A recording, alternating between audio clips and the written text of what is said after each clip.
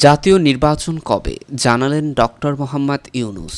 জাতীয় সংসদ নির্বাচন কবে হবে তা সংস্কারের গতির ওপর নির্ভর করছে। স্বৈরাচারী সরকারের পতনের পর বাংলাদেশের নির্বাচন ব্যবস্থা সহ রাষ্ট্রের গুরুত্বপূর্ণ সংস্কার করতে হবে। এরপর নির্বাচন দেয়া হবে বলে জানিয়েছে অন্তর্বর্তী সরকার এর প্রধান উপদেষ্টা ডক্টর মোহাম্মদ ইউনূস।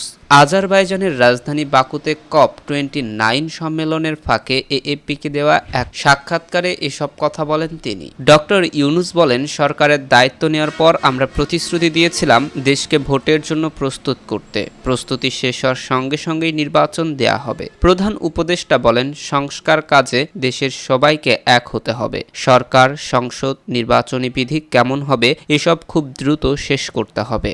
অন্তর্বর্তী সরকারের মেয়াদ যতই কম হয় ততই ভালো বলে মন্তব্য করে ডক্টর ইউনূস বলেন, আমরা অন্তর্বর্তী সরকারে রয়েছি, তাই আমাদের মেয়াদ যতটা সম্ভব কম হওয়া উচিত। আমরা দ্রুত নির্বাচন দিতে চাই। এদিকে বুধবার দুপুরে জাতিসংঘ মহাসচিব অ্যান্টোনিও গুতেরেসের সঙ্গে এলডিসি উচ্চ পর্যায়ের বৈঠকে প্রধান উপদেষ্টা জলবায়ু সংকট মোকাবেলা এবং পৃথিবীর ও মানুষের জন্য কল্যাণকর সভ্যতার জন্য নতুন একটি অর্থনৈতিক কাঠামো গড়ার আহ্বান জানিয়েছেন। COP29 সম্মেলনের ফাঁকে এই বৈঠক অনুষ্ঠিত হয়। রুদ্ধদ্বার বৈঠকে 5টি প্রধান জলবায়ু ঝুঁকিপূর্ণ স্বল্প উন্নত দেশ নেপাল, মালাউই, গাম্বিয়া, লাইবেরিয়া এবং বাংলাদেশ নেতারা যোগ দেন।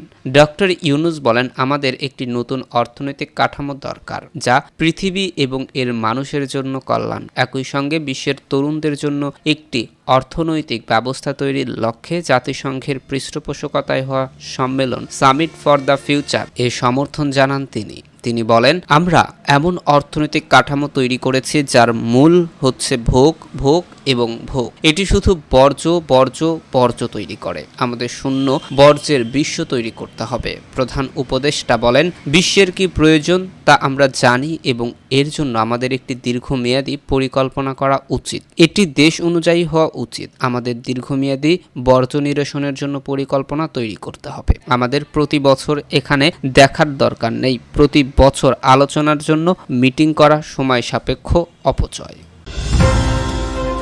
এদিকে আসিফ নজরুলকে হেনস্থা, চাকরি হারাচ্ছে স্টাফ। অন্তর্বর্তীকালীন সরকারের আইন, বিচার ও সংসদ বিষয়ক উপদেষ্টা অধ্যাপক আসিফ নজরুল সুইজারল্যান্ডের জেনেভা বিমানবন্দরের সামনে হেনস্থার শিকার হন। আন্তর্জাতিক শ্রম বাজার গভর্নিং বডি ও গুরুত্বপূর্ণ কর্মকর্তাদের সঙ্গে বৈঠক করতে দেশটি সফরে যান তিনি। জেনেভায় আসিফ নজরুলের সঙ্গে ঘটে যাওয়া ঘটনাকে উদ্দেশ্য প্রণোদিত বলে উল্লেখ করেছে সরকার। সরকারের গুরুত্বপূর্ণ উপদেষ্টাকে হেনস্থার ঘটনায় দ্রুত সময়ের মধ্যে পদক্ষেপ নিয়েছে পররাষ্ট্র মন্ত্রণালয়। উপদেষ্টার সঙ্গে প্রোটোকল থাকার পরেও কেন এমন ঘটনা ঘটল এবং এর সঙ্গে কাদের যোগসাজশ রয়েছে তা জানতে চেয়ে সুইজারল্যান্ডের জেনেভার বাংলাদেশ দূতাবাস ও স্থায়ী মিশনের কূটনৈতিক পত্রের মাধ্যমে ব্যাখ্যা চেয়েছে মন্ত্রণালয়। সদর দপ্তরের কূটনৈতিক পত্র পাওয়ার স্বল্প সময়ের মধ্যে মাঠে নেমে পড়ে মিশন। ইতিমধ্যে তথ্য সংগ্রহ করে ঢাকায় প্রতিবেদন পাঠিয়েছে জেনেভার বাংলাদেশ দূতাবাস ও স্থায়ী মিশন। আওয়ামী লীগ আমলে জেনেভা মিশনের নিয়োগ পাওয়া একজন কর্মকর্তা এবং এক লোকাল স্টাফের যোগসূত্র থাকতে পারে বলে প্রতিবেদন পেয়েছে ঢাকা। পররাষ্ট্র মন্ত্রণালয় ও কূটনৈতিক সূত্র জানিয়েছে, মিশনের প্রতিবেদনের আলোকে লেবার কাউন্সিলর মোহাম্মদ কামরুল ইসলামকে স্ট্যান্ড রিলিজ করা হয়েছে। দ্রুত সময়ের মধ্যে তাকে ঢাকায় ফিরতে বলা হয়েছে। আর আওয়ামী লীগের আমলে নিয়োগ পাওয়া লোকাল স্টাফ বাণিজ্য মন্ত্রণালয়ের সাবেক কর্মচারী মিজানের চাকরি বাতিলের সিদ্ধান্ত হয়েছে। আর হেনস্থার ঘটনার 3 হোতা সুইজারল্যান্ড আওয়ামী লীগের সভাপতি নজরুল ইসলাম জমাদার, সাধারণ সম্পাদক শ্যামল খান এবং ঘাতক দালাল নির্মূল কমিটির সুইজারল্যান্ড শাখার আহ্বায়ক খলিলুর রহমান সহ প্রায় সবাইকে শনাক্ত করা হয়েছে। তাদের বিরুদ্ধে আইনানুগত ব্যবস্থা গ্রহণের প্রক্রিয়া শুরু করা হয়েছে। পররাষ্ট্র মন্ত্রণালয় সূত্রে জানা গেছে, জেনেভায় আসিফ নজরুলকে হেনস্থার পর সম্প্রতি বিদেশে বাংলাদেশের সব মিশনে জরুরি পরিপত্র পাঠানো হয়েছে। সেই পরিপত্রে 2টি বিষয়ে সর্বোচ্চ গুরুত্ব দেওয়া হয়েছে। প্রথমত, সরকারের গুরুত্বপূর্ণ ব্যক্তিবর্গের বিদেশ সফরকালে যথাযথ প্রোটোকল ও নিরাপত্তা নিশ্চিত করা। দ্বিতীয়ত, কোনো অনাকাঙ্ক্ষিত পরিস্থিতি এড়াতে রাষ্ট্রদূত সহ মিশনের কর্মকর্তাদের সর্বোচ্চ চেষ্টা করতে হবে। গত 7ই নভেম্বর আসিফ নজরুলকে হেনস্থা করা একটি ভিডিও সামাজিক যোগাযোগ মাধ্যমে ছড়িয়ে পড়ে। ভিডিওতে দেখা যায় একদল লোক আসিফ নজরুলকে ঘিরে ধরেন। তারা তার সঙ্গে উত্তেজিত উত্তেজিত ভাষায় তর্ক করছেন, বারবার প্রশ্ন করছেন, আপনি মিথ্যা বলছেন। ভিডিওতে শোনা যায় আসিফ নজরুল বলছেন, আপনি গায়ে হাত দিচ্ছেন কেন? তখন হেনস্থাকারীদের জয় বাংলা জয় বঙ্গবন্ধু স্লোগান দিতে দেখা গেছে। স্থানীয় সময় 8ই নভেম্বর দিবাগত রাতে আইন উপদেষ্টা আসিফ নজরুলকে হেনস্থার ভিডিও ভাইরাল হওয়ার পর জেনেভানস্থ বাংলাদেশ মিশন জানতে পারে ILO এর গভর্নিং বডি ও সংস্থাটির গুরুত্বপূর্ণ কর্মকর্তাদের সঙ্গে বৈঠক করতে রাষ্ট্রীয় সফরে জেনেভা সফরে গেছেন আসিফ নজরুল। সব আনুষ্ঠানিকতা শেষ করে দেশে ফিরছিলেন তিনি। আইন উপদেষ্টা দূতাবাসের প্রোটোকল নিয়ে গাড়িতে করে জেনেভা বিমানবন্দরে আসেন। তার গাড়ি বিমানবন্দরে নামার পর একদল লোক তাকে ঘিরে ফেলে। এরপর উপদেষ্টা বিমানবন্দরে প্রবেশের আগ পর্যন্ত হেনস্থাকারীরা তাকে বিরক্ত করে। এদিকে পাল্টাপাল্টি সম্মেলন, শোডাউন ও হুমকি, ইজতেমা নিয়ে কঠোর সরকার। তাবলিগ জামাতের বিবদমান দুই গ্রুপের পাল্টাপাল্টি সংবাদ সম্মেলন, শোডাউন এবং হুমকির কারণে আসন্ন ইজতেমা ঘিরে কঠোর অবস্থান নিয়েছে সরকার।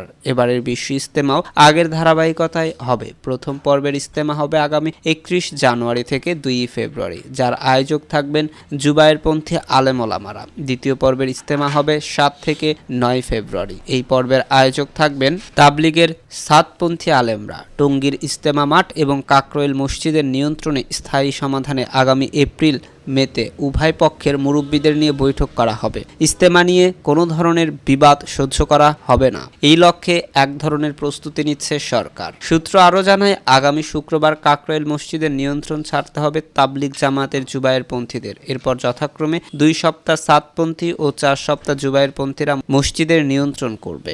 বিষয়টি নিয়ে মঙ্গলবার উভয় পক্ষের সঙ্গে সমাধান করেছে স্বরাষ্ট্র উপদেষ্টা জাহাঙ্গীর আলম চৌধুরী এবং ধর্ম উপদেষ্টা ডক্টর আফম খালিদ হোসেন। এই বিষয় ও ইজতেমা বিষয়ে তাবলিগ জামায়াতের কোনো পক্ষ বাড়াবাড়ি করলে তা কঠোর হস্তে দমন করবে সরকার। তবে বিষয়টি নিয়ে স্বরাষ্ট্র ও ধর্ম উপদেষ্টার কেউই মন্তব্য করতে রাজি হননি। বিবদমান তাবলিগ জামায়াতের দুই পক্ষকে নিয়ে গত 4 নভেম্বর স্বরাষ্ট্র মন্ত্রণালয়ের সম্মেলন কক্ষে বৈঠক অনুষ্ঠিত হয়। বৈঠক শেষে এই সিদ্ধান্ত জানান অন্তর্বর্তী সরকার এর স্বরাষ্ট্র উপদেষ্টা জাহাঙ্গীর আলম চৌধুরী। তিনি বলেন, বিশ্ব ইজতেমার মাঠে হস্তান্তর এবং প্রস্তুতি, নিরাপত্তা, বিদেশি অতিথিদের ভিসা, নিরবিচ্ছিন্ন বিদ্যুৎ সরবরাহ, ভাসমান ব্রিজ নির্মাণ, জরুরি দুর্যোগের ব্যবস্থা, স্বাস্থ্যখাত, খাবার ব্যবস্থা, আখিরি মোনাজাতের দিন যানজট নিরসন ইত্যাদি বিষয়ে আলোচনা করা হয়েছে। তবে কোন পক্ষ কোন পর্বে ইজতেমা করবে তা এখনো নির্ধারণ হয়নি। তবে গত মঙ্গলবার বিষয়টি ফয়সালা হয়েছে। সেখানে উপদেষ্টা আদিলুর রহমান খান, নাহিদ ইসলাম সহ সরকারের সংশ্লিষ্ট ব্যক্তিরা উপস্থিত ছিলেন।